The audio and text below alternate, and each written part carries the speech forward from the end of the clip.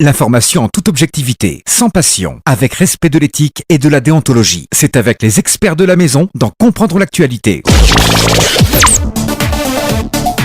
Comprendre l'actualité, c'est le rendez-vous quotidien avec notre rédaction tous les matins, du lundi au vendredi, sur Sabari FM 97.3, dès 9h. Politique, société, économie, culture et sport. Toutes les questions y sont débattues avec sérieux. Comprendre l'actualité, fini vos interrogations. Bonjour à toutes, bonjour à tous. Une fois encore, merci de nous préférer pour être au bain de l'actualité. C'est l'émission Comprendre l'actualité, le rendez-vous quotidien avec notre rédaction tous les matins du lundi au vendredi à partir de 9h05 en réseau synchronisé sur Pacifique FM à Zérekoré, en modulation de fréquence sur la 96.6. Ou partout où vous êtes, vous avez la connexion www.sabarifm.com. C'est le direct. Merci de nous choisir. Nous sommes mercredi 5 juin 5 juin 2018. Nous sommes ensemble pour au moins 1 heure. Au menu de ce rendez-vous, nous sommes avec un invité et parcours tout au long de cette émission. Mais si le temps nous permet également, nous pencherons nos réflexions sur d'autres sujets qui préoccupent l'actualité. Docteur Ousmane Kaba, c'est son nom. Il est président du PADES, Parti des démocrates pour l'espoir, ancien ministre de l'économie, des finances et du plan sous le général Lansana Conté, ancien allié du RPG Arc-en-Ciel avec son parti et plus. Avec lui, nous allons parler de ce nouveau gouvernement mis en place il y a au moins quelques jours, le gouvernement Kassouri bien sûr. Également, le regard de l'économiste sur l'état de santé économique de la Guinée, les ambitions de Dr Ousmane Kaba avec son parti, le PADES. D'autres questions viendront meubler cette émission avec notre invité parcours ce matin. Merci de nous préférer. Quant aux experts, ils sont 4 autour de moi ce matin pour en débattre. Bonjour Amadou Makissa Diallo. Bonjour à tous. Bonjour Aïssata Kamara. Bonjour à tous. Bonjour Abakar Kondé. Bonjour Malik, bonjour à tous. Bonjour Koloba Kouivogui. Bonjour à tous. Vous le voyez déjà à l'écran, notre invité est déjà installé. Tout au long de cette émission, il sera avec nous. Docteur Ousmane Kaba, bonjour. Bonjour. Voilà, merci d'avoir accepté notre invitation. Merci de nous rejoindre dans cette émission. Bienvenue à tous. Fini les interrogations, fini les ondes d'ombre. L'actualité s'offre à vous quand vous en avez le droit. Elle n'a plus aucun secret pour vous, car nos experts tamisent les sujets qui font l'actualité du jour. Tous les matins, du lundi au vendredi sur Sabari FM, l'actu politique, économique, de la société, des sports et de la culture obéissent à votre compréhension. Vous avez dit les experts, dites aussi Sabari FM.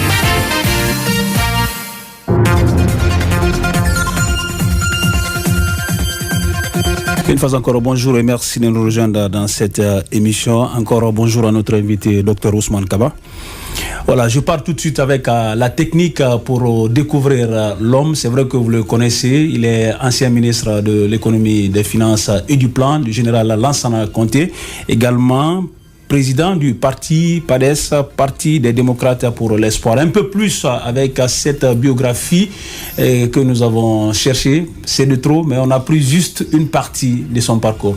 Né le 10 mai 1955 à Bamako, Ousmane Kaba est un homme politicien guinéen, titulaire d'une maîtrise en économie en 1980 à l'université d'Abidjan. Il suit ensuite en France des études approfondies de sciences économiques DEA, Université Paris de Panthéon-Sorbonne en 1981, puis passe un doctorat en sciences économiques à l'université Paris de Panthéon-Sorbonne pour lequel il a obtenu le prix de recherche de l'Académie de Paris en 1983 avec la mention très honorable et félicitations du jury. Plus tard, il est diplômé de gestion des projets à l'université Harvard aux États-Unis en 1992. Professeur d'économie à l'Institut du Fonds monétaire international, Ousmane Kaba est conseiller du gouverneur et directeur d'échange à la BCRG de 1986 à 1992, puis coordonnateur du programme de réforme économique et financier de 1992 à 1995. Nommé ministre de l'économie, des finances et du plan, puis ministre du plan et de la coopération gestion. Entre 1996 et 1998,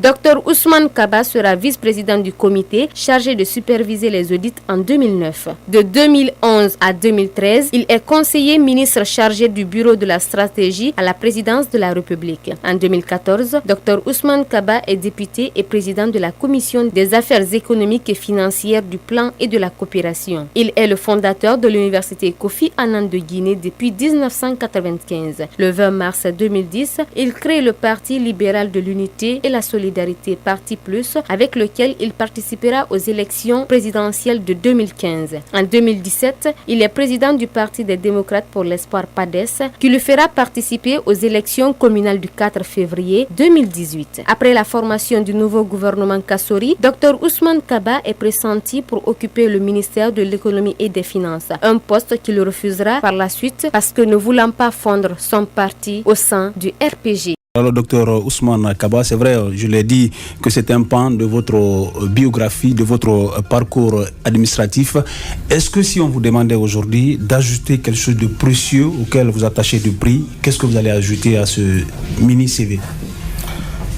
Disons que il faut ajouter que moi j'ai été ministre des Finances juste pendant 7 mois dans le premier gouvernement de Sidya Touré en 1996 et ministre du plan et de la coopération pendant 8 mois. Donc au total, je n'ai pas dépassé 1 an.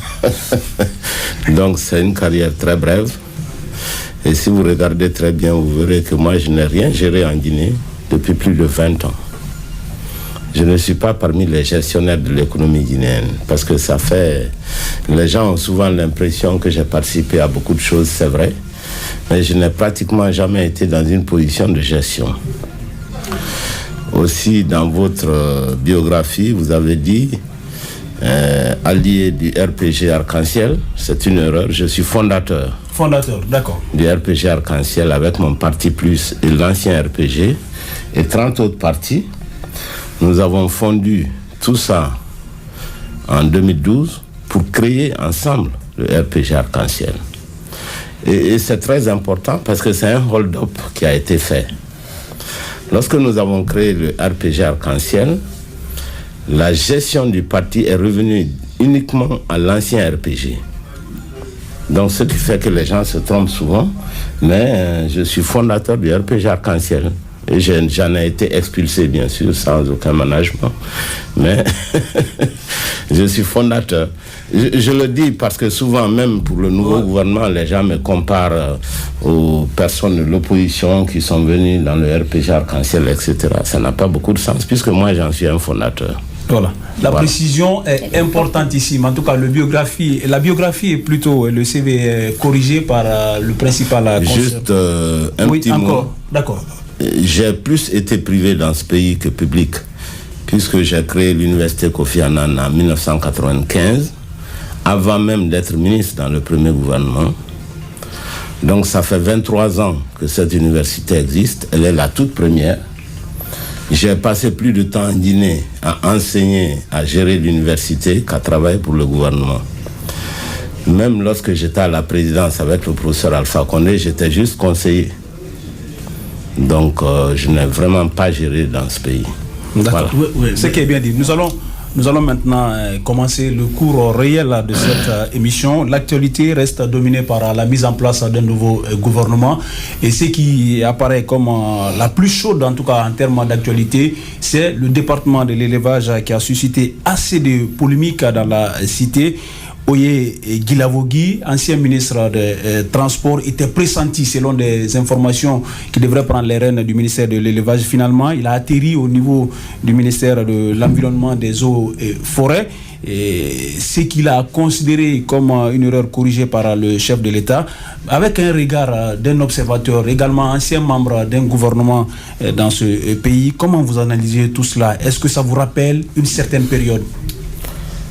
Non, parce que j'ai plutôt l'impression que la situation s'est empirée et que nous avons beaucoup d'amateurisme dans la formation de ce gouvernement. L'une des difficultés, à mon avis, c'est qu'on n'a jamais clairement tracé la mission de ce gouvernement. Est-ce qu'il s'agit d'un gouvernement de relance économique ou alors est-ce qu'il s'agit d'un gouvernement de relance politique? Les choses n'étant pas claires en termes d'objectifs, eh bien cela se traduit forcément par des tâtonnements, des reniements, des reprises et des colmatages. Voilà mon sentiment. Alors, Dr Ousmane Kaba, on sait que pendant la nomination de ce gouvernement, vous avez été consulté, bien sûr, par le Premier ministre d'alors. Et selon ce que nous avons appris par la voie de presse, on vous a demandé de fondre votre parti encore de nouveau au RPG Arc-en-Ciel pour bénéficier d'un poste ministériel. Est-ce que c'est là la vérité? C'est exact. Et j'ai trouvé que c'est même ridicule. Vous savez, je pense qu'en Guinée, on a souvent l'impression que les choses les plus anormales nous paraissent normales. D'une manière générale, on vient dans un gouvernement avec un autre parti pour apporter une nouvelle sensibilité. Dans tous les pays du monde, on appelle ça des coalitions. Mais en Guinée, c'est devenu maintenant la nouvelle technique, poste ministériel contre parti politique. Je trouve que c'est ridicule, tout simplement. À la différence, il y a deux leaders qui participent à ce gouvernement. On ne leur a pas demandé de dissoudre leur parti. Pourquoi, personnellement, on vous a demandé? Est-ce que vous vous êtes posé cette question? L'objectif était de nuire Dr Ousmane Kaba davantage, qui émerge avec le PADES? Je pense que ça, c'est à vous de faire l'analyse. Moi, tout le monde l'a constaté. Simplement. Donc, l'analyse vous appartient. Oui, mais est-ce que vous-même vous vous êtes posé la question? Pourquoi c'est à vous on le demande? Mais bien sûr qu'on se pose toujours ces genres de questions, mais seulement, moi je ne savais pas que d'autres venaient avec leur parti politique. Moi j'ai agi simplement sur la base des principes et de l'expérience. Il faut rappeler, peut-être pour vos auditeurs, ceux qui ne sont pas au courant, qu'en 2010, j'ai été candidat à la présidence de la République avec le Parti Plus. Et entre les deux tours, nous avons créé, j'ai pris l'initiative de créer l'Alliance Arc-en-Ciel, que les gens confondent avec le RPG Arc-en-Ciel. Il s'agit d'une alliance des candidats d'alors autour du professeur Alpha Condé. Nous avons eu beaucoup de succès puisque il est passé entre le premier et le second tour de 18% à 52% avec tous les autres leaders. Mais seulement 2 années après, en 2012, cette fois-ci, c'est M. Makanera, je le reconnais, qui a pris l'initiative. Ce qui est différent de l'Alliance où moi j'ai pris l'initiative pour l'amener au pouvoir. M. Makanera a suggéré de former un grand parti qui apporterait beaucoup plus de stabilité au régime en place. À cette époque-là, comme toujours, j'ai été très enthousiaste et j'ai été l'un des premiers à accepter de fondre le Parti Plus dans un grand creuset avec 30 autres partis d'ailleurs pour former le RPG Arc-en-Ciel. Donc nous sommes fondateurs du RPG Arc-en-Ciel. Mais l'expérience a été très malheureuse. Pourquoi? Parce que d'abord, il était question de refondre toutes les structures, d'y amener les membres de tous les partis politiques. Donc le premier hold-up a commencé là. Lorsque nous avons créé le RPG Arc-en-Ciel, les structures de l'ancien RPG sont celles qui sont restées. Pratiquement, aucun autre parti n'a pu mettre ses membres dans les structures du parti. Première chose. Et deuxièmement, lorsque nous avons eu des divergences avec le chef de l'État, j'ai été expulsé. Je me permets de rappeler que ce n'était pas des divergences personnelles, parce que souvent les gens pensent que tout est personnel dans ce pays. Il n'en est rien. Nous avons eu 2 divergences essentiellement. La première, lorsqu'en tant que spécialiste de l'économie, j'ai suggéré que c'est indispensable d'investir dans l'énergie, mais il faut décentraliser cette énergie, de faire des micro-barrages en région forestière et en Haute-Guinée, ce qui permettrait d'avoir de l'agro-industrie pour tirer l'agriculture. Eh bien, la simple suggestion s'est transformée en scandale, je ne sais par quelle magie, et on a trouvé que c'est scandaleux que je parle de cette façon, parce qu'on a dit, vous connaissez le problème des barrages. J'ai dit, mais bien sûr que je connais. puisque en tant que président de la commission Chine-Afrique, Chine-Guinée, c'est moi qui ai trouvé le financement de Caleta. Le président n'en voulait pas, le gouvernement n'en voulait pas. Ils m'ont dit non, c'est trop cher. J'ai dit non, vous allez signer ce papier parce que ça nous permet de démarrer un gros barrage. Nous avons eu des discussions pendant 3 mois. Et finalement, j'ai pu convaincre le chef de l'État de signer le financement que nous avions trouvé, notre commission, pour construire le barrage Caleta.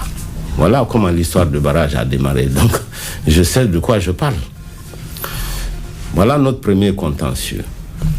Deuxième contentieux, lorsque le chef de l'État, l'an 25 de son retour en Guinée, il a fait un discours à connotation ethnique.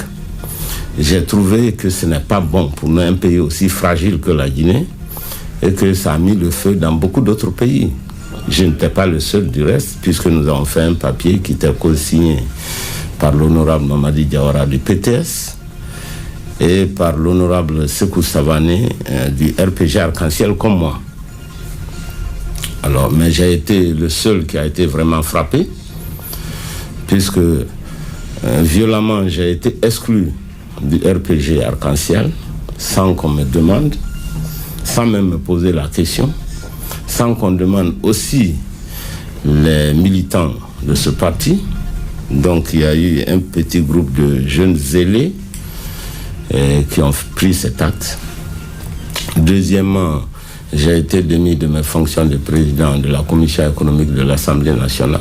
Oui, mais est-ce que ce n'était pas le prix à payer, d'autant que votre sortie médiatique aussi était fracassante après cette déclaration du président de la République. Vous n'étiez pas le seul, vous étiez 3. On a vu la vidéo quand même qui a circulé où vous estimez que quelqu'un de normal ne peut pas s'exprimer ainsi. Qu'est-ce que ça veut dire quelqu'un de normal ne peut pas? Je n'ai jamais dit ça. Il ne faut pas déformer les choses. Non, j'ai protesté vigoureusement. Docteur, et je n'étais pas le seul à avoir protesté, puisque même... Vous étiez 3, vous avez fait une lettre commune, vous avez signé à 3, mais après il y a eu cette vidéo quand même où on vous a vu en train de commenter cette sortie du président. Même si vous ne l'avez pas cité, vous ne l'avez pas nommé. D'abord, je l'assume. Voilà. Et si la situation se répétait, j'allais prendre exactement la même position. Moi, je pense qu'on doit parler de principe. Si vous croyez encore que c'est une faute, nous n'avons rien à nous dire.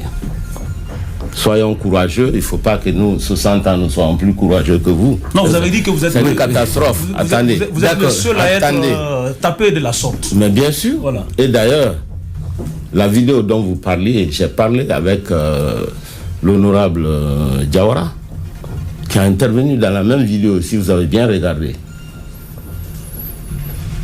Qu'à cela ne tienne, la question n'est pas là. La question, c'est une question de principe. Est-ce qu'on a le droit de s'exprimer, oui ou non? Bien sûr, on a lorsque les principes sont violés, lorsqu'on montre une ethnie en Guinée pour dire elle est ceci, elle est cela, c'est le droit de chacun de dire qu'on n'est pas d'accord. Je vous le dis encore, si la même situation se répétait encore aujourd'hui, vous n'hésiterez pas. Je n'hésiterai pas un seul instant. D'accord. C'est une question de principe. Nous restons toujours sur ce qui pourrait être autre raison de votre refus de prendre part à ce gouvernement. On apprend également que vous avez été trop demandeur en termes de portefeuille ministériel. Vous avez voulu quand même une fusion entre le ministère de l'économie et du budget et plus loin avec le ministère des Mines. Est-ce que c'est une réalité? Ben justement, c'est le genre de discours qu'on tient en Guinée qui n'a pas beaucoup de sens. Ça n'a jamais été dit. Attendez, premièrement, moi je n'ai rien demandé pour commencer. Ils sont venus me voir, ils ont proposé différents ministères selon mon profil et selon ce qu'ils estiment où je serais utile. Première chose. Deuxième chose, dire qu'on demande et le ministère des Mines et des Finances, ça n'a absolument aucun sens, vous aussi. Soyez sérieux. Est-ce qu'on peut mélanger ces deux ministères? Non, attendez. On ne peut pas. Ça veut dire simplement qu'il faut avoir un peu d'esprit critique. Peut-être que ce n'est pas bien posé, mais ce n'est pas cela. Je dis la fusion ministère de l'économie et du budget. Ou plus loin, l'autre ministère, le ministère des Mines. N'est pas le même comportement que les gens qui se posent des questions et qui répondent eux-mêmes. On vous pose la question, docteur. Bon, donc vous attendez que je réponde. D'abord, premièrement, moi je n'ai rien demandé. Il faut bien le savoir. Deuxièmement, je n'ai jamais dit qu'il faut faire la fusion entre les mines et les finances, c'est un non-sens. Par contre, ce que j'ai dit, c'est qu'il ne faut pas continuer les erreurs du passé. En Guinée, depuis 1996, c'est un autre gouvernement, de 1996 de Sidia Touré. On a dissocié le ministère des Finances qui s'occupe du Trésor et le ministère du Budget qui s'occupe de toutes les recettes, douane, impôts, ce qui est un non-sens économique. D'abord, ça se fait très rarement. Vous voyez, par toutes les structures du gouvernement, on ne peut pas avoir un ministre des Finances qui n'a rien à dire sur les recettes de l'État. C'est une anomalie. Mais chaque fois ici qu'on fait des anomalies en Guinée, on a l'impression que c'est ce qui est normal. Ce ne l'est pas du tout. Et c'est un spécialiste de l'économie qui vous le dit.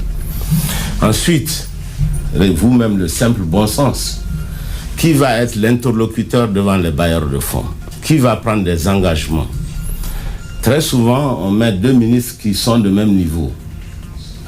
Ça veut dire que c'est un avion sans pilote, ou plus précisément, on a deux copilotes, où il n'y a même pas de commandant de bord. Dans tous les deux cas, c'est un non-sens.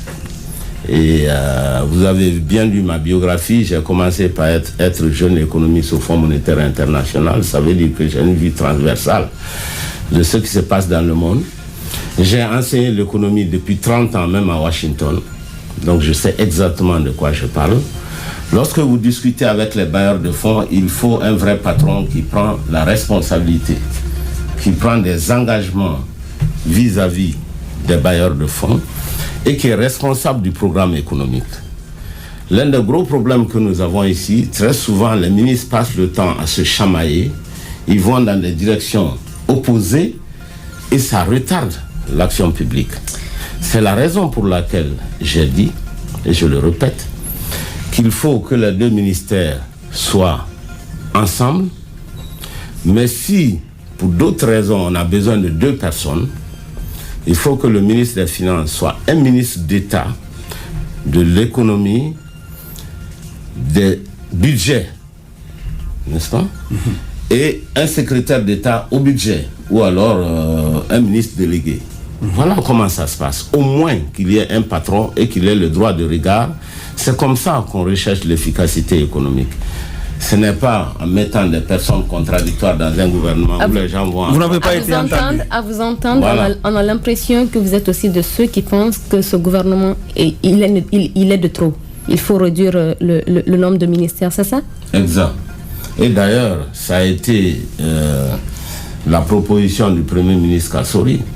Il a dit qu'il souhaiterait un gouvernement rétréci dans un contexte difficile, mais pas un gouvernement pléthorique. Alors, Donc ce gouvernement n'est pas un gouvernement de Kassori, parce que dans une de vos récentes sorties, vous disiez ceci: j'ai pitié de mon ami Kassori. Est-ce que vous pensez que si aujourd'hui on assiste à ce gouvernement pléthorique, c'est parce que ce n'est pas un gouvernement composé que d'éléments proposés par le Premier ministre, mais un gouvernement qui lui a été imposé? Exact. alors, En fait, M. Kassori a très peu d'éléments dans ce gouvernement en termes de choix. alors, moi je voudrais revenir un peu sur les négociations que vous avez eu à faire avec le Premier ministre quand il a été chez vous, parce que vous parlez qu'il y a eu des propositions. Quelles sont ces propositions et quelle a été votre proposition? Est-ce que vous avez voulu obtenir un poste ministériel et c'était lequel? Non. Il y a eu des propositions, comme il l'a dit, ministère des Mines, ensuite ministère des Finances et du Budget, et ensuite ministre chargé des projets, le poste qu'occupait M. Kassori, et que je rappelle, j'étais le premier à occuper ce poste. Les grands investissements, partenariat public-privé.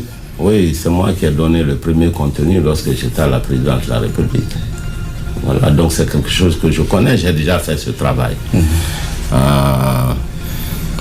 Comme je vous l'ai dit, moi je n'ai rien proposé, c'est eux qui ont proposé différentes choses. La seule chose que j'ai dite, c'est que si c'est le ministère des Finances, je le connais déjà, j'étais ministre des Finances lorsque Kassori était ministre du Budget. en 96. Donc c'est quelque chose que nous connaissons tous les deux. Je dis, bon, si c'est ce ministère, en tout cas, je souhaite que les deux soient fusionnés. C'est tout. Alors, le simple refus du Dr Ousmane Kaba de participer à ce gouvernement, c'est quand on vous a demandé de dissoudre votre parti. Exact. De fondre votre parti. Exact. Donc ce n'est pas le problème du gouvernement de poste qui a posé problème. Pas du tout. C'est lorsqu'il y a eu proposition au départ de fondre le PADES, c'est là qu'il y a eu la divergence. Et j'ai estimé que ce n'était pas la peine que je rentre dans ce gouvernement parce que je ne le ferais pas. Voilà. Alors comment vous, tant que d'abord homme politique, mais aussi ancien ministre, vous avez surtout lu cette dernière actualité autour de la nomination, ces négociations, ces plaidoiries auprès d'Oye Guilavogui pour occuper le département de l'environnement, alors que l'homme était pressenti, il aurait, selon les informations, refusé d'aller à l'élevage, mais il a été plaidé par la suite, il l'avait accepté, mais quelques minutes après, quand l'information a été relayée par des médias, le président a décidé de modifier et de bombarder le ministre d'État. Écoutez, c'est le genre de discussion dans lesquelles vous pouvez apporter plus d'éléments que moi. Je n'ai pas participé à ces négociations, je ne connais pas le dossier. D'accord. Qu'est-ce que vous voulez que je dise? Alors, Dr Ousmane Kaba, je peux simplement dire, économiste. Ce que je peux simplement dire, c'est qu'il y a du tâtonnement. Du tâtonnement. En tant qu'observateur, je peux le dire, mais les détails, ça, ce n'est pas mon fort. Et je ne suis pas Dr Ousmane Kamara. Dr Ousmane Kaba. Mais c'est pas grave parce que madame est Kamara. Donc j'accepte volontiers. Alors pour finir peut-être ce chapitre, toujours parlant de ce gouvernement, le gouvernement d'Ibrahima Kassory Fofana, en un mot ou en mille, est-ce que vous concluez tout de suite que c'est un gouvernement qui va tout droit dans le mur? Non, pas du tout. Moi, je suis plus prudent que vous. Vous êtes dans votre rôle, moi aussi. Simplement, j'aime donner le bénéfice du doute. C'est un gouvernement pléthore, 19 ministres ont été reconduits, le président a fait la consultation avec la majorité silencieuse, Kassory a pris les rênes, Kassory c'est pas son équipe pratiquement. C'est vous qui dites tout ça, c'est bien. Vous l'avez dit. Moi, je dis simplement que je suis plus prudent que vous et que je fais bénéficier du doute. Le bénéfice du doute, il est très... je pense qu'il n'est pas très indiqué, lorsqu'un gouvernement est en place, de commencer tout de suite à dire que le gouvernement va faire faillite. Il faut laisser une chance à ce gouvernement. Il faut laisser une chance à mon ami Kassory de faire ses preuves, de voir s'il peut trouver un équilibre avec le professeur Alpha Condé et animer son équipe. Mais pourquoi pas? On verra bien. Docteur, mais je dois dire simplement que ce gouvernement est venu à un moment difficile où il y a déjà un programme de réforme économique qui est négocié avec les institutions de Bretton Woods par l'ancienne équipe. Et la mise en œuvre de ce programme doit être faite par la nouvelle équipe. Et c'est toujours très compliqué dans ces cas-là, puisqu'ils n'ont pas négocié un programme qu'ils sont obligés de mettre en œuvre par le principe de la continuité de l'État. Mais si ce programme comporte des mesures difficiles, c'est un gros job. D'accord, docteur, vous privilégiez le bénéfice de doute, mais docteur Ousmane Kaba qui est en face de nous est non seulement homme politique, économiste d'abord, mais il est surtout aussi homme politique. Et tout à l'heure, vous vous étiez posé la question de savoir est-ce que c'est un gouvernement de relance économique ou bien c'est un gouvernement de relance politique. Des deux, je sais quand même que il y a entre les deux, il y a une réponse quand même à laquelle vous-même vous pouvez, en tout cas une réponse que vous pouvez donner entre les deux questions. Disons que quand vous voyez la composition de ce gouvernement, j'ai l'impression que ça se tiraille entre les deux objectifs. Moi, évidemment, vu mon profil et tout, je suis d'abord économiste avant d'être politique, et j'oublie d'ailleurs que je suis souvent un homme politique, par l'habitude, la force de l'habitude, parce que je suis venu à la politique par défaut, et le fait que nos recommandations sont rarement suivies. C'est un gouvernement qui est ballotté entre les deux objectifs, en réalité. Il y a aujourd'hui une réalité économique. Nous avons une crise économique qui se superpose d'ailleurs avec une crise sociale et une crise politique, il faut le reconnaître. Nous avons un programme négocié avec les institutions de Bretton Woods. Mais en même temps, politiquement, nous avons des élections législatives qui se pointent à l'horizon. Donc je pense que... Moi, j'ai envie de vous entendre. J'ai envie de vous entendre sur le départ de certains ministres du gouvernement par rapport à un certain nombre de sujets. Si vous prenez par exemple, vous avez déjà abordé le sujet de la négociation avec les institutions de Bretton Woods, la ministre de l'économie qui était au poste, qui aux yeux de certains a pris du résultat, était en phase de négocier déjà avec ces institutions-là, est partie. Son ministre du budget également est parti. Venons sur l'éducation. À moins de 2 semaines déjà, les examens auront lieu. Bizarrement, les ateliers préparatoires de ces examens nationaux ont été programmés le 14 mai 2018. Le ministre s'apprêtait le 12 à aller avec son équipe à Kindia. Le président, selon ce qu'on appelle la présidence qui ordonne qu'on ne décaisse pas les fonds pour l'organisation des États généraux. Pendant qu'on parle, ces examens, l'atelier préparatoire n'a pas été organisé. Mais pourtant, l'examen, la date a été maintenue. On change de ministre. Un autre qui vient de l'intérieur, qui n'a pas connaissance du dossier. Pour vous, qu'est-ce qui risque d'arriver? Le risque? Non, d'abord, ça me fait beaucoup sourire parce que, voyez-vous, nous avons 12 millions de Guinéens et nous avons 12 millions de faiseurs de gouvernement. Chacun va avec son bic et sa feuille et compose le gouvernement. Je rappelle quand même que la composition du gouvernement fait partie des prérogatives du chef de l'État. Qu'il est souverain. C'est son pouvoir discrétionnaire. Voilà. Mais la contrepartie de ce pouvoir, c'est qu'il prend les responsabilités des résultats. Je le dis souvent parce que quand on dit que ça ne va pas, il y a toujours des gens qui disent ici, ah non, je ne sais pas, le chef de l'État, c'est tel conseiller, ce qui est un non-sens. Quand vous avez le pouvoir, vous êtes responsable. Oui. La concentration du pouvoir va avec la concentration de la responsabilité. C'est cela. Donc, je dis, c'est le chef de l'État qui est responsable du gouvernement, mais en même temps, il a l'autorité pour composer son gouvernement, il a la responsabilité du succès ou de l'échec de ce gouvernement. Voilà. Maintenant, les détails, moi, je n'en sais rien. Je pense que vous êtes mieux placé en tant qu'observateur politique et journaliste politique de décrypter la situation mieux que les hommes politiques, parce que nous, on est toujours dans une position parfois subjective. Or, vous êtes en dehors du système. Je pense que vos analyses, pour la plupart des cas, sont beaucoup plus objectives. Voilà. Mais vous êtes dans le domaine de l'éducation. Vous êtes dans le domaine de l'éducation, au-delà de votre casquette de politique. Vous avez une institution d'enseignement supérieur. Vous savez, j'ai toujours eu des divergences dans ce domaine-là avec le gouvernement passé et le gouvernement actuel. Mais c'est très difficile parce que les gens pensent toujours qu'on prend parti parce qu'on est un acteur. Vous voyez, sinon, on me dit qu'il y a eu des réformes dans l'enseignement supérieur. Moi, je dis que c'est la catastrophe pour notre pays. Parce qu'aujourd'hui, qu'est-ce qui se passe? Tout le monde va dans les universités publiques mal équipées où il n'y a même pas de place pour s'asseoir. Mais la parole est très difficile dans la bouche d'un fondateur de privé. Parce que les gens ont toujours l'impression que tu défends ton beefsteak. Mais en tant qu'économiste, je sais, d'abord en tant qu'homme tout court, tout le monde sait que l'enseignement supérieur, que l'enseignement privé est toujours meilleur à l'enseignement public. Pas seulement en Guinée, dans tous les pays du monde. Partout, le privé est toujours mieux que le public. Premièrement. Deuxièmement, toute cette élite qui parle envoie toujours leurs enfants à l'extérieur. C'est ça qui est l'hypocrisie en Guinée.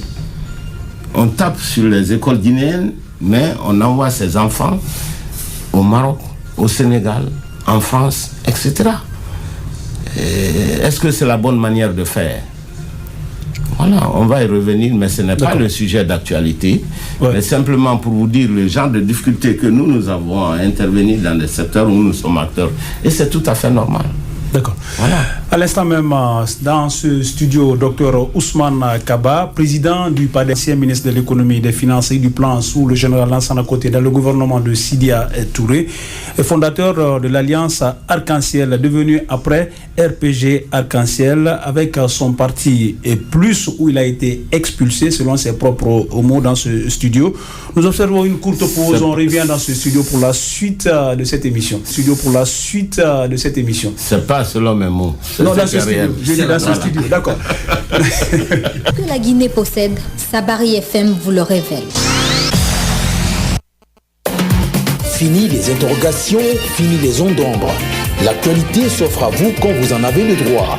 Elle n'a plus aucun secret pour vous, car nos experts tamisent les sujets qui font l'actualité du jour. Tous les matins, du lundi au vendredi sur Sabari FM, l'actu politique, économique, de la société, des sports et de la culture obéissent à votre compréhension.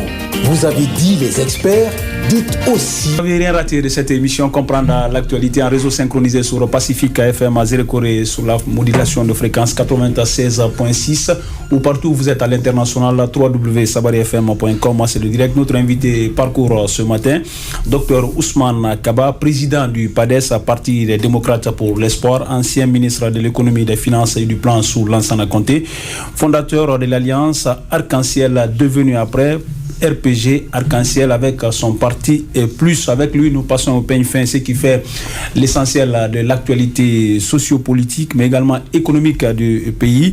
Économiste de son État, vous avoir quand même, sans vous poser des questions économiques, c'est passé complètement à côté.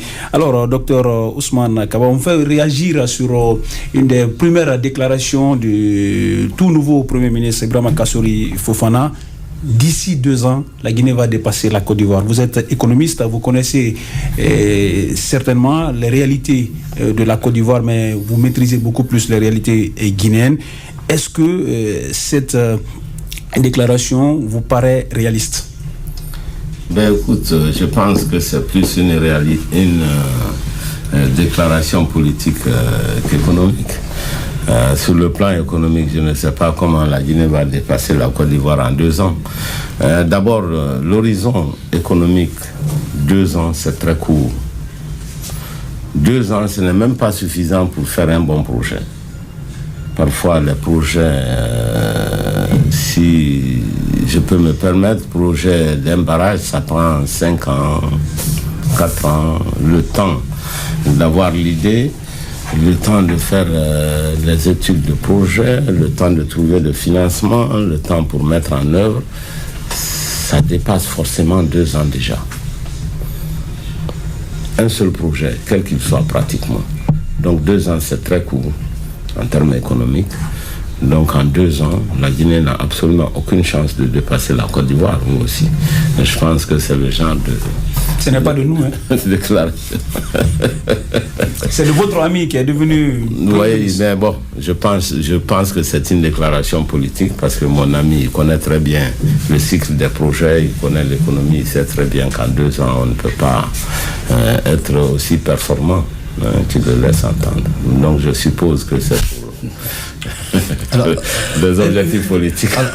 Alors, docteur, peut-être en une phrase ou en tout cas en quelques mots, si on vous demandait de résumer la situation économique de la Guinée. Elle n'est pas bonne. Je vais vous dire pourquoi. L'objectif de l'économique, comme nous disons, définition simple, c'est d'enrichir les individus et les nations. Pour enrichir les individus et les nations, il faut d'abord que les gens travaillent. Nous avons une génération de chômeurs en Guinée. Pratiquement tous les jeunes sont au chômage, au moins la grande majorité des jeunes, ils sont au chômage. Alors, donc, pour moi, la réponse est toute simple. L'économie guinéenne va mal. Au-delà maintenant du problème de chômage, on peut prendre le problème de la croissance. Croissance, il y a une forte croissance, il faut le reconnaître, les 2 dernières années. Mais ce n'est pas suffisant pour sortir un pays de la pauvreté. Il faut une forte croissance sur une longue période. Et si tu fais l'analyse de la croissance en Guinée, elle est simplement due à l'entrée en production des entreprises bauxitiques. C'est tout. c'est le genre d'industrie minière qui ne crée pas beaucoup d'emplois parce que c'est la matière brute que l'on exporte. Et ce que nous appelons la valeur ajoutée n'est pas captée par l'économie guinéenne. Pour faire simple, les seuls emplois que cela crée, c'est les emplois de chauffeurs et de machinistes. On prend la boue, on met dans un camion, un chauffeur prend le camion pour aller au port et exporter. Voilà tout ce que ça crée dans l'économie. Par contre, ça fait des dégâts environnementaux extraordinaires sur lesquels, si nous avons le temps, on va revenir. Parce que nous sommes comptables de nos contemporains, mais aussi nous sommes comptables de nos enfants, de nos petits-enfants, des générations futures. Il faut transmettre un pays en bon état. C'est aussi notre responsabilité.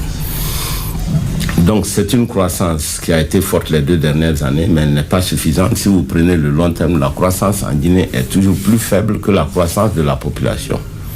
Ça signifie simplement que le Guinéen s'appauvrit en moyenne. La Guinée, ce n'est pas des fonctionnaires qui ont des 4x4 rutilantes à Conakry. La Guinée, c'est l'ensemble de la Guinée. Voilà comment les choses se passent. Il faut pas mal de choses pour accroître la richesse dans un pays. Pour simplifier, il faut augmenter la production des biens et des services. Qui produit les biens et les services? Ce sont les entreprises, ce sont les agriculteurs. Il se trouve qu'en Guinée, on se bat contre le secteur privé. Un pays où on se bat contre le secteur privé n'a aucune chance. Puisque c'est le secteur privé qui crée des emplois, ce n'est pas l'État. Encore une fois, je passe mon temps à le répéter, cette évidence. L'État a déjà fini de donner ses places de fonctionnaires. D'accord? Jusqu'à hier, d'ailleurs, la dernière place de fonctionnaire a été prise, c'était le ministre de l'élevage. Donc il n'y a même plus rien. Un secteur qui peut accroître l'économie également. Mais bien sûr. Docteur Souman, je reviens un peu sur les ambitions du nouveau ministre de l'économie et des finances qui pense qu'il est important pour maintenir peut-être la croissance. Il faut diversifier notre économie en se basant sur l'industrialisation basée sur les produits agricoles, forestiers et miniers. Vu l'ambition du Premier ministre qui espère faire de la Guinée plus que la Côte d'Ivoire en 2 ans, est-ce que vous pensez que c'est de trop bien, c'est logique en tant qu'économiste? Mais bien sûr, je passe mon temps à vous le dire. C'est ce que je vous ai dit tout à l'heure, même à l'entame, ça fait des années que je le dis. Si vous voulez développer l'économie guinéenne, la majorité de la population vit de production agricole. C'est dans le secteur agricole. Il faut que vous développez ce secteur. Et c'est exactement pourquoi j'ai dit de faire des micro-barrages en forêt et en Haute-Guinée. Maintenant, comment on va les développer? Il faut que l'agriculteur ait des débouchés pour vendre sa production. On fait toujours l'erreur de ne pas penser à cela. Il va vendre sa production à qui? S'il y a des usines de transformation, ce sont ces usines de transformation qui vont acheter la production agricole. Comprenez? Comment placer des usines dans des endroits où il n'y a pas d'électricité? Ça augmente considérablement le coût d'investissement. C'est pourquoi j'insiste tout le temps qu'il faut des micro-barrages, c'est-à-dire qu'ils ne coûtent même pas cher à l'intérieur du pays. Et en Guinée, on fait des choses extraordinaires et absurdes. Chaque fois que j'entends le ministre de l'Énergie parler, je me demande où on est. Il est toujours là en train de dire on va transporter l'énergie de Concouré jusqu'en forêt, jusqu'en Haute-Guinée. Alors que le prix des poteaux et des fils c'est plus élevé que le prix des barrages. Non mais il faut être sérieux. La dernière fois à l'Assemblée nationale, j'ai beaucoup rigolé. On interconnecte le Mali et la Guinée. En Haute-Guinée et en forêt. Il n'y a pas de courant chez les Maliens, il n'y en a pas chez nous. Ça veut dire que les fils vont rester là pendant 5 à 6 ans. Le temps de finir les barrages sur le Concouré et le temps de faire d'autres poteaux pour les relier. C'est absolument ridicule. Alors, souvent on a des choses comme ça ici parce que ça ne se discute pas. Parce qu'il n'y a pas de débat économique. Parce qu'on est plus intéressé à écraser les autres qu'à s'écouter. Et on arrive à des choses aussi absurdes que celles-là. Voilà. Donc le ministre, il a bien raison en disant qu'il faut augmenter la production agricole. Mais comment le faire? C'est là qu'il faut aller beaucoup plus loin. On n'augmente pas la production agricole parce qu'on a dit qu'il faut l'augmenter dans la radio ou bien par un discours. Il y a des choses concrètes à faire. Justement, qui augmente, ce sont les jeunes. Excusez-moi. Ce sont les jeunes. Pourquoi? Parce que les vieux, on ne peut rien faire avec de toute façon. Il y a beaucoup de jeunes qui ont pour vocation agricole. Il faut les aider. Il faut les aider d'abord en les aidant à avoir de la terre, en les encadrant techniquement, en les encadrant financièrement. Il faut les aider à vendre leur production pour qu'il y ait revenu.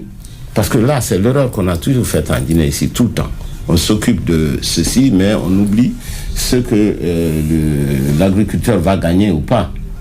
Hein, s'il ne gagne pas d'argent, il ne va pas continuer à le faire. C'est tout à fait logique. Alors, s'il te plaît, je vais juste insister par rapport à l'agriculture. Je vais terminer par rapport à l'agriculture. Vous y allez également dans le domaine de l'agriculture. Le président a organisé récemment à Zéro-Corée ce qu'il a appelé la semaine de la journée des paysans. Ça fait pratiquement 6 à 7 ans, si je n'abuse, que le président, dit-il, investit beaucoup plus de milliards dans le cadre de l'achat des engrais, l'encadrement du paysan. On est dans une dynamique d'encadrement, d'accompagnement réel du paysan guinéen. Ou alors c'est du folklore. Mais tant mieux. Moi, je pense qu'il faut reconnaître quand il y a des avancées. Le fait déjà de faire une journée du paysan, pour moi, c'est une avancée. Que le chef de l'État dise, pensons aux paysans, qu'est-ce qu'on va faire pour la majorité de la population. Au lieu de dire paysans, disons pour la majorité des Guinéens, parce qu'on vit là. Hein? Je crois que c'est une avancée. Déjà, il y a pas mal de choses qui ont été faites. Ce que je dis, c'est que ce n'est pas suffisant. Voilà, il faut aller beaucoup plus loin. Alors, Dr Ousmane Kaba, je reviens un peu sur... Et dans le domaine de l'agriculture, si je puis me permettre, c'est quelque chose que je connais. Je suis agriculteur. J'ai fait beaucoup de riz dans ma vie. J'ai des grandes plantations de palmiers à huile, d'EVA. J'ai introduit l'EVA-culture à Kizilou parce que ça s'arrêtait vers Massanta et Zéro-Corée. Et j'ai fait beaucoup d'élevage également. Alors, donc c'est des choses que je connais. Je pose la question à un économiste. Dr Ousmane Kaba, je pose la question à un économiste parce qu'on a vu le ministre de l'économie en entrant en fonction a dit qu'il faut maintenir la relation, les bonnes relations avec les institutions de Bretton Woods, que vous connaissez d'ailleurs. Il reconnaît que ces accompagnements ne peuvent pas répondre aux besoins financiers de la Guinée, mais quand on reste avec eux, ça peut nous aider. Alors, la question, vous savez que les dernières recommandations de ces institutions, c'est non seulement de cesser de subventionner l'énergie, continuer à accompagner la population. Il y a certaines denrées de première nécessité qui doivent être... L'État doit se désengager. Est-ce que vous pensez aujourd'hui qu'il est important pour ce gouvernement de faire face aux requêtes des institutions en se désengageant dans l'accompagnement de l'État dans certaines dépenses de la société? Laquelle? C'est-à-dire qu'il y a le carburant, il y a encore l'énergie, c'est-à-dire que le courant électrique. Non, attendez, je pense qu'on mélange un peu tout. D'abord, l'État n'accompagne pas dans le carburant. L'État prend des taxes, a des recettes sur le carburant. Donc l'État ne subventionne pas le carburant. Au contraire, l'État gagne de l'argent sur le carburant. Ah, pourtant, c'est un message qui a été longtemps véhiculé. Attendez. Si on parle tous, on ne va pas se comprendre. Parce que les situations sont différentes. Je répète encore une fois, l'État ne subventionne pas le carburant. L'État gagne beaucoup d'argent sur le carburant, ce qu'on appelle TSPP, taxe spéciale sur les produits pétroliers. La question qui se pose est si le prix augmente, est-ce qu'il faut augmenter le prix à la pompe pour garder ce que l'État gagne? Chaque fois que ce n'est pas le cas, ce que l'État gagne diminue. C'est ça. Mais c'est différent de EDG où c'est l'État qui subventionne. En achetant le masque. Attendez, vous allez nous permettre d'aller avec la page commerciale parce qu'on est pratiquement pris par le temps. Et juste derrière, on revient pour la suite de cette émission. Merci de garder votre position d'écoute. Tout à l'heure, on se retrouve pour la suite de cette émission avec un autre invité. L'information en toute objectivité, sans passion, avec respect de l'éthique et de la déontologie. C'est avec les experts de la maison dans Comprendre l'actualité. Comprendre l'actualité, c'est le rendez-vous quotidien avec notre rédaction tous les matins, du lundi au vendredi, sur Sabari FM 97.3, dès 9h. Politique, société, économie, culture et sport. Toutes les questions y sont débattues avec sérieux. Comprendre l'actualité, fini vos interrogations. Retour dans ce studio pour la suite et la fin de cette émission Comprendre l'actualité. Si vous venez de nous prendre en marche, nous sommes toujours avec notre invité parcours ce matin, Dr Ousmane Kaba. Je rappelle qu'il est le président du PADES, Parti des démocrates pour l'espoir, également ancien ministre de l'économie, des finances et du plan sous Lansana Conté, fondateur de l'Alliance Arc-en-Ciel, devenu après RPG Arc-en-Ciel avec son parti et plus une coalition dans laquelle il a fini par être expulsé. Voilà.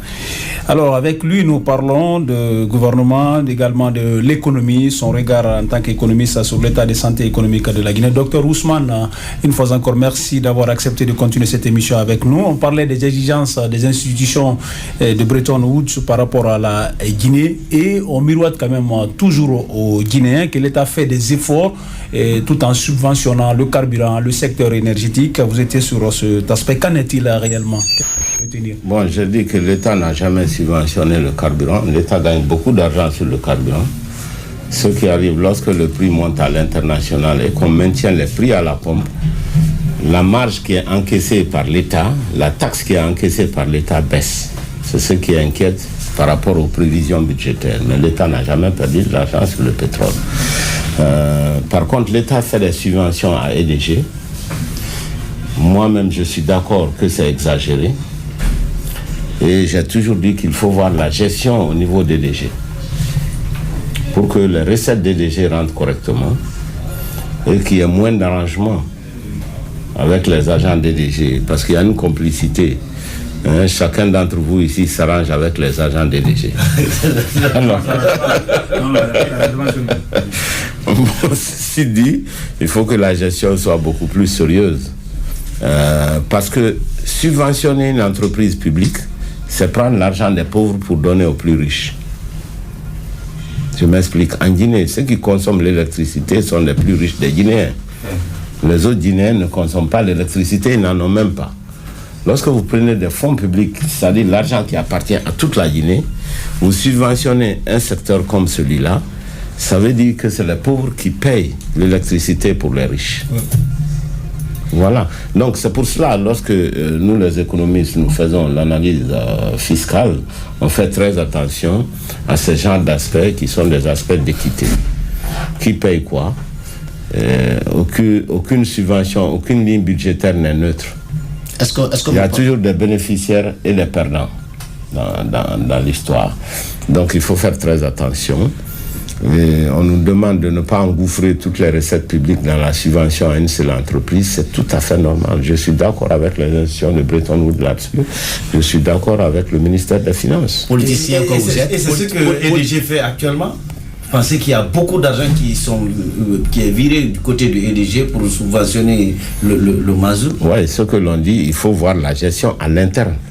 C'est pas surfacturé. Politicien que vous êtes, si vous étiez à la place de ce gouvernement, nous voyons des crises politiques, nous voyons des crises sociales, est-ce que c'est le bon moment de penser à ce retrait? C'est-à-dire subvention de l'EDG, parce qu'il y a une menace d'ailleurs des syndicats qui disent que dès qu'on augmente le prix du carburant, dès que les choses sont chères, et puis voilà. C'est vrai qu'en Guinée, il y a 3 crises. Il y a la crise économique, les jeunes sont au chômage. Il y a la crise sociale, il y a la grève qui n'est pas totalement finie. Il y a la crise politique, puisque les élections ont été faites, il y a eu beaucoup de scandales et de tricheries, on est encore incapable d'installer les maires. Donc nous avons ces 3 crises qui s'entremêlent. C'est pour ça que la situation est si confuse dans la tête un peu de tout le monde. Il est évident que faire des réformes économiques à l'heure actuelle, ce n'est pas chose aisée. Mais c'est le défi auquel est confronté justement le nouveau gouvernement. Voilà. Alors, Dr Ousmane Kaba, une question pour refermer peut-être la parenthèse sur cet aspect économique. Cette question vient d'un ami, d'un auditeur qui nous pratique depuis Strasbourg, Mamadou Gando Ba. Est-il possible de construire une économie sans une administration de développement? C'est sa question. Non. Il a raison. Parce que pour faire une bonne économie, il faut faire de la politique économique. Il faut prendre des mesures. Il faut appliquer ces mesures. Qui prend tout ça? Qui va appliquer les mesures? C'est l'administration. Alors, lorsqu'on a une administration, corrompue, lorsqu'on a une administration qui se bat contre le développement, on n'a aucune chance. C'est pour cela qu'on met très souvent la réforme de l'administration au centre des programmes économiques. Et il est important que les gens sachent qu'il est très difficile, sinon impossible, de faire le développement économique d'un pays si l'administration n'est pas dans une bonne position. Donc il a tout à fait raison, M. Ba. On se rappelle que vous étiez président de la commission Affaires étrangères et économiques à l'Assemblée nationale. Est-ce que vous avez eu du mal à faire appliquer les lois économiques qui ont été votées à l'Assemblée nationale? Non, pas du tout, parce que ça ne fait pas partie de notre travail. Nous, on vote les lois, c'est l'administration qui l'applique, c'est le gouvernement qui exécute. C'est pour ça qu'on dit l'exécutif. Nous, on se contente de voter la loi des finances. Et c'est le gouvernement, le ministère des Finances, l'administration qui va sur le terrain pour appliquer les décisions qui ont été prises. Et le budget étant une prévision et les recettes et les dépenses, c'est à l'État de recouvrer les recettes et d'exécuter les dépenses selon ce qui a été convenu dans le document. Voilà, nous allons poursuivre cette émission avec notre volet, avec notre invité ce matin, Dr Ousmane Kaba, président du PADES. Nous parlons encore une fois de politique. Nous allons parler de sa formation politique, le Parti des démocrates pour l'espoir. Alors, docteur, comment se porte aujourd'hui le PADES? Et l'autre question, rapidement, à quelle classe politique appartient le PADES? C'est une très bonne question. Ma réponse est toute simple. Le PADES se porte très très bien. Et d'ailleurs, il y a quelque chose qui m'a surpris. Mon refus d'intégrer le gouvernement a donné un grand bonus à ce parti aujourd'hui. Donc, ça c'est extraordinaire. Oui. C'est comment Voilà. Comment, docteur? Ce que je constate, c'est que des milliers de Guinéens se sont enrôlés dans le PADES. Lorsque la nouvelle est sortie que Dr Kaba a refusé de faire partie du gouvernement, ce qui est vrai. Mais je le comprends parce qu'en réalité, moi j'ai dit que je ne peux pas le faire sans mes militants. Donc ils ont bien compris que dans le PADES, le militant est respecté. Et que les décisions qui touchent le parti sont des décisions qui descendent toujours à la base. Vous savez déjà qu'on a fait un débat dans le PADES malgré que le temps était très court, on a fait un débat, on a descendu au niveau des militants qui se prononcent sur l'entrée au gouvernement de leur président. Je crois que les Guinéens n'ont pas tellement l'habitude de ce genre de débat interne et les jeunes cadres, les trucs sont venus en grande masse au PADES parce qu'ils ont commencé tout de suite à sentir que non, il y a un son nouveau, il y a une nouvelle manière de faire de la politique. Vous savez, j'ai toujours l'habitude de dire que je ne suis pas politicien parce que moi je n'ai pas du tout ces réflexes. Je suis venu à la politique par nécessité. À défaut. Voilà, parce que chaque fois qu'on dit au gouvernement de faire une chose, ils font autre chose. Et en plus, on gâte votre nom, on dit vous êtes des économistes, voilà, le pays est pauvre. Parce que la pauvreté de la Guinée, c'est un véritable scandale. Et c'est la vérité. Mais c'est les hommes politiques qui décident, ce ne sont pas les économistes, malheureusement. Voilà. Généralement, on fait toujours le contraire de ce que nous préconisons. Alors, quand vous dites que le PADES se porte bien, c'est la phrase la plus facile qu'un politicien puisse prononcer quand on lui pose cette question. Mais les dernières élections communales ne l'ont pas prouvé. Vous l'avez été écrasé à Campagne. Oui, laissez-moi poser la question, docteur. Vous l'avez été écrasé en Haute-Guinée. Vous prétendez être le fief D'abord, ce n'est pas exact. Il faut regarder les résultats qu'on a. Est-ce que vous savez que le PADES a plus de 80 délégués à travers la Guinée? Ce qui a fait du PADES en un an le 4e ou le 5e parti en Guinée. Bien avant le PDN, bien avant beaucoup de partis que vous connaissez. Première chose, en moins d'un an. Deuxièmement, le 4e ou le 5e parti en Guinée. Bien avant le PDN, bien avant beaucoup de partis que vous connaissez. Première chose, en moins d'1 an. Deuxièmement, le PADES a eu des délégués dans toute la Haute-Guinée. Ils ont violemment triché à Kankan. Par contre, ils ont voulu que le PADES disparaisse. Mais tout le monde sait que c'est le parti majoritaire à Kankan. Alors, pour dire combien c'était ridicule, il y a des partis qui ne sont même pas représentés, qui ont eu 3 à 4 fois plus de délégués que de PADES. Donc tout le monde sait ce qui s'est passé. Donc vous ne pouvez pas se baser sur ça. Mais ce qu'eux, ils n'avaient pas prévu, c'est que le PADES a eu des délégués dans toute la Guinée, y compris partout au Fouta, partout en forêt, en Basse-Côte, etc. Ça, ils n'avaient pas prévu. Pendant qu'ils s'étaient concentrés sur le PADES à Kankan, le PADES a eu des résultats dans beaucoup d'autres endroits.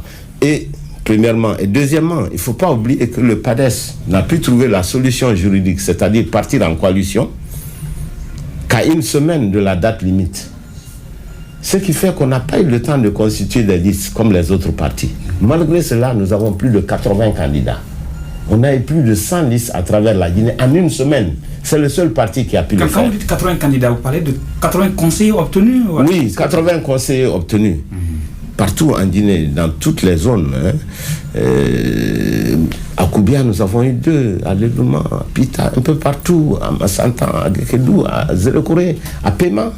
Nous avons des conseillers. Donc PADES aujourd'hui est devenu un grand parti en 1 semaine de préparation.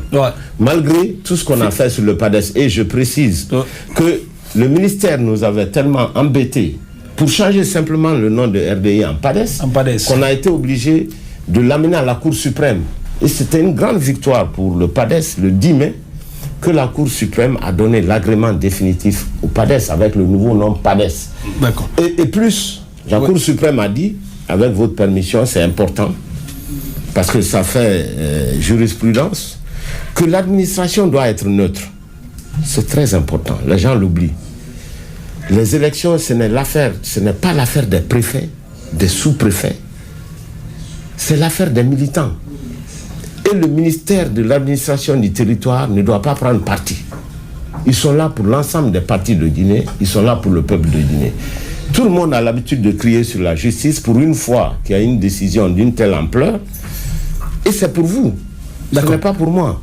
Alors, docteur Ousmane, merci. Les gens de ta génération, si on peut empêcher docteur Ousmane Kaba d'avoir un parti, quelle chance vous avez de créer un parti demain matin? D'accord. Et le fait que nous avons gagné vous ouvre la voie, justement. Voilà, docteur Ousmane Kaba, l'autre pan de ma question, c'était à quelle classe politique appartient le PADES? On sait que vous n'êtes pas de la mouvance, encore moins de l'opposition républicaine. J'ai l'habitude de dire que nous sommes en Guinée. Nous appartenons à la Guinée. Les autres aussi sont en Guinée. Voilà, mais ce que je dis, c'est qu'effectivement, j'ai toujours dit que je ne suis pas politicien. C'est-à-dire, lorsque le gouvernement fait une bonne action, je ne peux pas m'empêcher de dire bravo. Généralement, en politique, les gens peignent tout en noir ou en blanc. Ce n'est pas du tout mon cas. Chaque fois qu'il y a une bonne action, moi, je me sens obligé de l'approuver parce que c'est la vérité. Donc, je n'ai pas du tout ce genre de réflexe. Est-ce que vous êtes opposé au parti au pouvoir? Est-ce que votre vision, la vision du PADES est aujourd'hui différente, totalement différente de la façon de voir du pouvoir? Elle est différente, pas totalement.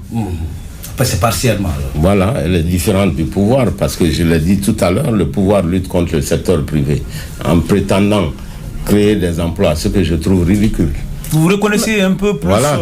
Donc, j'ai dit tout à l'heure que le fait que le président fasse la journée du paysan, que c'est une bonne chose à encourager. Voilà. Donc, il y a des choses sur lesquelles nous sommes d'accord sur l'orientation. Il y a des choses sur lesquelles nous ne sommes pas d'accord. Donc, oui, nous faisons partie de l'opposition. Non, nous ne faisons pas partie de l'opposition républicaine. Donc, vous êtes de l'opposition plurielle. De l'opposition, d'accord. L'autre question politique dans cette émission. Vous l'avez vu avec peut-être optimisme, le Premier ministre, le chef de file de l'opposition, discuter sur les préalables pour la relance du dialogue social.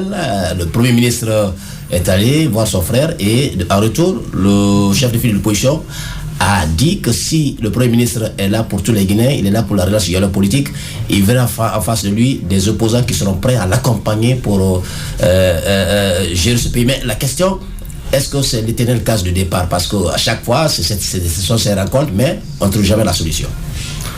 Écoutez, moi je pense qu'il faut mettre l'accent sur l'application de la loi. Il faut mettre l'accent sur des élections justes et transparentes. Ce qui s'est passé pendant les élections locales, c'est un véritable scandale. Alors quand c'est comme ça, est-ce que le dialogue va remplacer l'application de la loi? Moi je ne le pense pas. Donc arrangeons-nous pour que vraiment les prochaines élections soient des élections équitables. D'accord.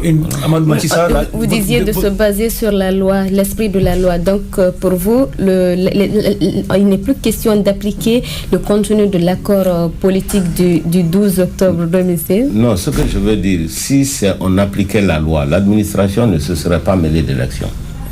Si on appliquait la loi, les gens n'auraient pas bourré les urnes. Donc, il n'y aurait pas de contentieux. Il faut que les élections reflètent la décision des citoyens. Ça, c'est très important. Parce que quand on fraude dans une élection, j'ai l'habitude de dire, prenez un chef de quartier. Il est inconscient du fait qu'il va frauder dans une élection, mais il ne se sent pas comptable de la Guinée. Il a tort. Parce que frauder dans une élection, même dans le quartier, ça envoie de l'instabilité économique et politique, surtout l'instabilité politique. L'instabilité politique empêche les investissements dans le pays. Et à cause de ça, ces 4 enfants restent à la maison sans travail, le chef de quartier. Oui, tout est lié. Tricher dans une élection provoque le chômage des jeunes. Mais lui, il n'en a pas conscience. Alors, peut-être une dernière question par rapport à ces consultations électorales. Est-ce que vous êtes conscient ou confiant que ces élections auront bel et bien lieu en 2018, avec tout ce que nous connaissons? Les élections législatives, je ne pense pas. D'accord. C'est probablement le premier trimestre 2019. La question, Amadou Macky Sall. Voilà, justement, c'est au tout début de notre intervention de l'émission, Dr Ousmane Kaba avait minimisé les 7 mois qu'il a passé à la tête du ministère de l'économie et des finances. Il avait tellement minimisé ça qu'il riait. Mais moi, je me dis aujourd'hui qu'on ne peut pas faire l'histoire du ministère de l'économie et des finances de la Guinée sans parler de Dr Ousmane Kaba. Quand on le fait, on aura vraiment raté le coche. Parce que ceux qui étaient là... Pourquoi vous avez minimisé? Est-ce qu'on ne vous a pas laissé travailler ou bien... Justement, je me rappelle déjà à l'époque, nous sommes venus pour redresser le pays. Nous l'avons si bien redressé en très peu de temps qu'on a eu beaucoup d'adversités. Et il était question d'affaiblir le gouvernement de M. Sidya Touré. Donc les lobbies ont réussi. Il fallait d'abord enlever le verrou Dr Ousmane Kaba. Beaucoup de gens estimaient que j'étais très rigoureux et que ce n'était pas la bonne manière de gérer un pays. C'est pour ça que ça me fait toujours sourire. Je n'en fais que 7 mois, mais ça a laissé tache d'huile dans la mémoire collective des gens du ministère. Et souvent, les gens ont l'impression que je suis resté très longtemps ministre des Finances, alors que c'est le plus court séjour d'un ministre des Finances. 7 mois. 7 mois. Voilà, pour celui qui est aussi qualifié que moi, l'histoire de la Guinée est grotesque. Les plus qualifiés ne sont jamais ceux qui ont en charge l'avenir de ce pays. Il faut encore une fois le constater. Nous on parle de nous comme bons économistes, etc. Mais tout le monde veut éviter qu'on ait les rênes du pouvoir économique. Voilà. Alors, même ça continue encore aujourd'hui. Nous sommes pratiquement vers la fin de cette émission. 2 petites questions. Est-ce que vous êtes l'éternel incompris jusque-là? Éternel incompris, non, parce que moi je suis compris des Guinéens et de la nouvelle génération. Parce que qui vient massivement dans le PADES comme espoir pour les jeunes, parce que le PADES a insiste beaucoup sur la relance économique, la prospérité économique. Écoutez, moi je pense sincèrement que la politique politicienne n'a pas de place ici. La politique, le président Ahmed Sékou Touré et ses compagnons nous ont donné l'indépendance politique. Pour moi, la politique prend fin. D'accord. Le rôle de la nouvelle génération, c'est d'amener la prospérité dans notre pays. Et on n'arrive pas à le faire. Et voilà. Est-ce qu'on va passer le temps à faire de la petite politique politicienne pendant que nos enfants sont au chômage? D'accord. Pendant que les entreprises sont en train d'être fermées? Pendant qu'il n'y a aucun espoir pour ceux qui ont étudié et ceux qui n'ont pas étudié? Pendant que la Guinée s'enfonce dans la pauvreté? Pendant que nos jeunes meurent là-bas sur la Méditerranée en cherchant la route de l'Europe où ils pensent trouver le paradis que l'Europe n'est pas du tout? Et voilà les vraies questions. Qu'est-ce qu'on offre à la jeunesse? Nous sommes incapables même de donner l'électricité à ce pays, comme si c'est une grande invention. Il y a 180 pays dans le monde, pratiquement plus de 2/3 ont l'électricité. Personne ne se pose jamais la question. Alors, docteur Ousmane Kaba, on n'arrive pas à donner l'eau, on n'arrive pas à donner l'électricité, on n'arrive pas à faire l'autosuffisance alimentaire. Et on parle tout le temps. D'accord. Voilà. Docteur Ousmane, voilà le vrai défi de ce pays. C'est une question peut-être bête que je me pose. Vous êtes sur les réseaux sociaux, notamment Facebook? Oui, le parti PADES. Non, vous personnellement, est-ce que vous êtes régulièrement sur les réseaux sociaux? Mais bien sûr. D'accord. Mais j'y consacre pas trop de temps, mais les jeunes de mon parti y sont. Vous savez, on ne peut pas aller sans les nouvelles technologies. Attendez, j'insiste là-dessus. Parce que vous savez que le PADES est né sur les réseaux sociaux. C'est le seul parti qui est né sur les réseaux sociaux. Oui. Donc c'est un parti très moderne. Vous trouverez tout sur le Facebook Parti PADES. Ou bien vous allez sur le site Parti PADES, vous avez toutes les informations. D'accord. Vous avez toutes les informations. Je voulais juste, j'ai posé cette question, c'était pour vous amener à vous prononcer sur ce hashtag qui fait assez de bruit sur la toile. Pas sans elle, Guinée, ces femmes qui changent leur profil. Quel est votre regard là-dessus, votre réaction? Vous avez vu ces dames aujourd'hui qui changent leur profil, leur photo de profil en mettant pas sans elle. Un hashtag lancé par un collectif de femmes pour demander plus de représentativité des femmes dans les instances décisionnelles. Non, je pense que les femmes ont raison. Regardez ce gouvernement. Sur 34 ministres, il n'y a que 4 femmes. Alors que les femmes font 52% de la population. Donc quand elles demandent beaucoup plus de représentativité, elles ont raison. Regardez même ce studio, on a combien d'hommes là? Avec une seule fille. 6, 7. Bon, déjà, voilà, ça reflète la misogynie de la société dans laquelle nous vivons. Or, si nous voulons que cette société progresse, il faut absolument donner beaucoup plus de responsabilité aux femmes. D'accord. Parce qu'elles sont la majorité, parce qu'elles sont beaucoup plus responsables. Je n'ai jamais vu une femme abandonner ses enfants. Docteur Ousmane Kaba, les hommes le font régulièrement. Est-ce qu'un leader politique dans ce pays vous fascine? Non, pas du tout. Pas du tout. C'est sur ce mot que nous refermons porte et fenêtre de cette émission. Merci, docteur Ousmane Kaba, d'être passé dans cette émission. Je vous en prie. Il est président du PADES, Parti des démocrates pour l'espoir, ancien ministre de l'économie, des finances et du plan sous Lansana Conté, fondateur de l'Alliance Arc-en-Ciel, devenu RPG Arc-en-Ciel avec son parti et plus. Il était notre invité. Nous vous promettons dans les prochains jours, pourquoi pas aux prochaines semaines, de le faire venir une fois encore ici pour le soumettre à vos différentes questions que vous pouvez mettre sur nos différentes pages. Merci à tous d'avoir été de nôtres. C'est la fin de cette émission Comprendre l'actualité. On vous donne rendez-vous demain pour vous servir à notre numéro. D'ici là, portez-vous bien. Ce que la Guinée possède, Sabari FM vous le révèle. L'information en toute objectivité, sans passion, avec respect de l'éthique et de la déontologie. C'est avec les experts de la maison dans Comprendre l'actualité. Comprendre l'actualité, c'est le rendez-vous quotidien avec notre rédaction tous les matins du lundi au vendredi sur Sabari FM 97.3 dès 9h. Politique, société, économie, culture et sport. Toutes les questions y sont débattues avec sérieux. Comprendre l'actualité, fini vos interrogations.